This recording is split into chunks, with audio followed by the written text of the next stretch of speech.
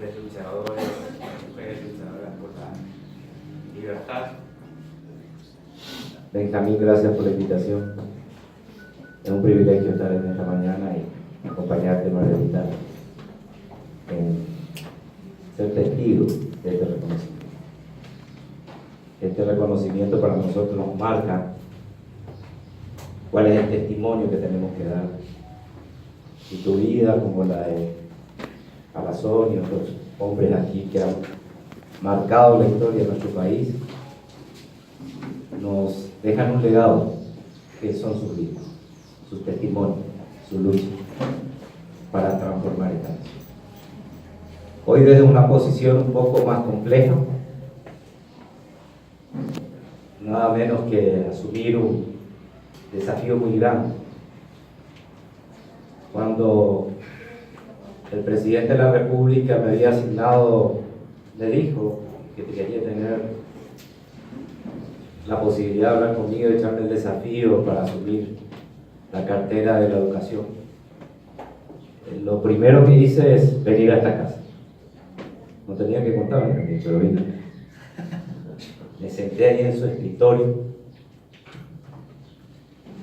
Le dije: mira, tanto hablaste y se habla de la educación y de que es trascendental a todo, transversal a todo, que hoy tengo esta propuesta y no es nada fácil. Mira, Eduardo, si querés esto encontrar como un trampolín político, te digo que estás en el camino equivocado.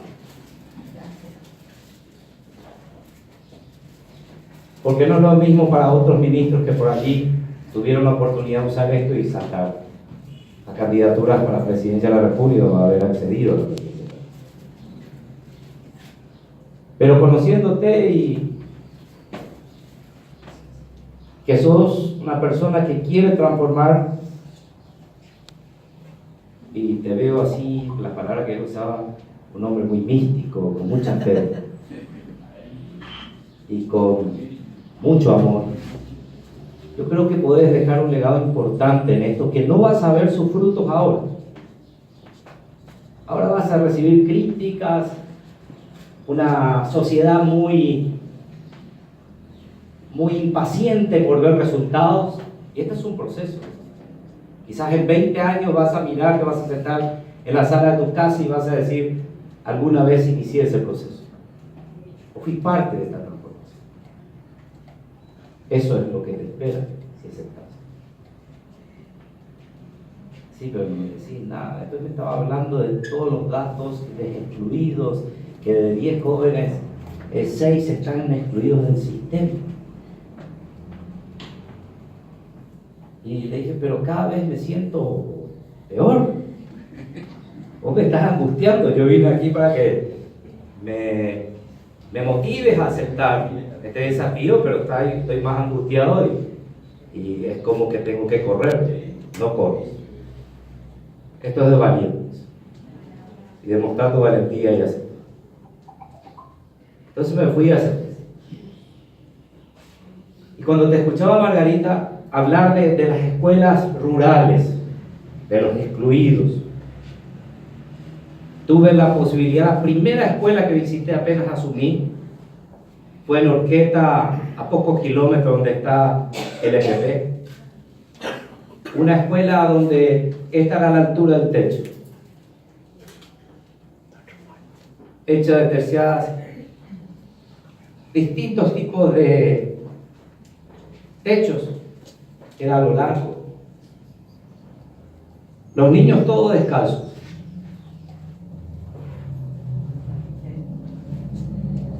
Y llego a ese lugar y me dice un niño: señor, ¿le puedo pedir algo? Sí se puede nomás. Quiero tener el séptimo grado. Pero sí se puede.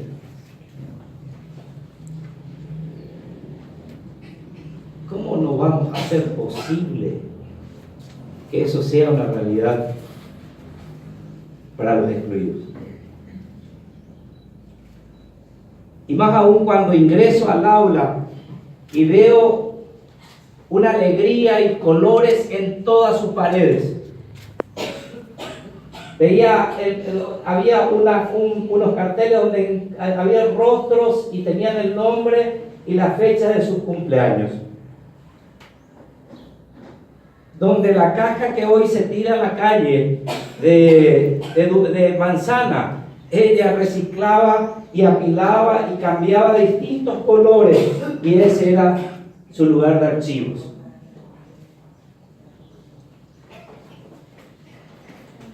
Y dije, esto es creatividad, esto es pasión de una docente que, a pesar de sus precariedades de infraestructura, tiene la convicción de impactar en la vida de esos niños para que no sean excluidos del sistema. Y entendí el rol de la docente apasionada independientemente a sus necesidades. Y cuando él me señalaba, Benjamín, los excluidos, y dije ayer y lo vuelvo a decir hoy, cada vez que me voy desde San Lorenzo hasta el ministerio, trato de encontrarme a los excluidos. Y paso y veo un padre que está haciendo una construcción como albañil, y a un joven de 15 años haciendo la mezcla. E imagino que puede ser uno de los excluidos. Que a lo mejor el padre le dijo: mi hijo, ya sos fortachón, ya aprendiste a leer, ya no hace falta ir más a la escuela. O a leer, mi hijo, ya sabes sumar, vení a ayudarme a hacer la mezcla para llevar plata a casa. Sí, papá. Otro excluido es el semáforo, cuando viene y te quiere vender una golosina, y vos le decís no, y te está queriendo vender un pan y se viste con unas gorras últimamente ahí en un semáforo y te quiere llamar la atención, y jóvenes, adolescentes, y te quiere, y vos le decís no, y le cerramos. Ese es un excluido más. El segundo. El tercer excluido puede ser aquel que está siendo bajado de una moto.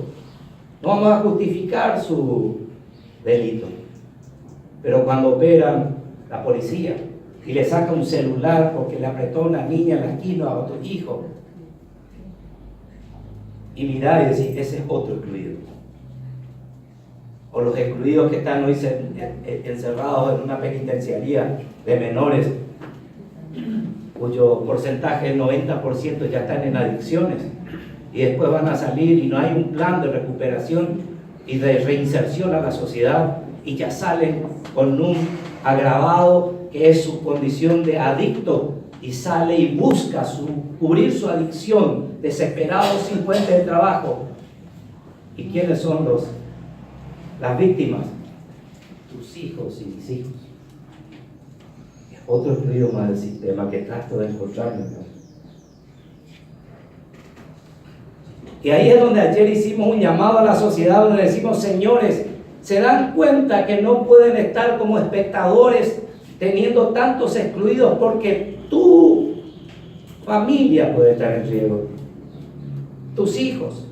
Puedes llevar a la mejor escuela, a las mejores universidades porque tenés condiciones, a tus hijos, pero el alto índice de delincuencia obedece a la falta de una educación y de tener todavía excluidos. Y decía Jeffrey, profesor Sam, que vino, decía y referenciaba al testimonio de John F. Kennedy. Dice que John F. Kennedy, cuando asumió su mandato, dijo: yo veo el hombre pisar la luna y la posibilidad que vuelva vivo. Y decía Jeffrey, si le preguntábamos en ese momento a Kennedy, pero ¿cómo harías? Y te diría: no sé, pero yo veo. Entonces hay que trazarse una visión y ahí comenzar a soñar y decir: yo sueño, yo veo que no existan de aquí al 2030, que es el plan de la transformación educativa, es el índice de los excluidos. Ver eso y hacer un llamado, porque a partir de ayer entraremos en un gran debate social para responder qué educación queremos para cada uno.